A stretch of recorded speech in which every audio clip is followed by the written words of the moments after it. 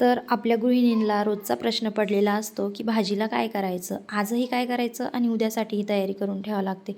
माझेही तेच प्रश्न असतात. तर आहे ना, मी काल मठ भिजत घातलेले होते आणि त्यांना आहे ना छान अशी मोड पण आलेले होते, एकदम मस्त, न चिकटणारे आणि वासही नाही येणारे. तर तुम्हाला आहे ना तो व्हिडिओ पाहिजे असेल तर मी तुमच्याबरोबर पण शेअर करेल, नक्की मला कमेंट करा.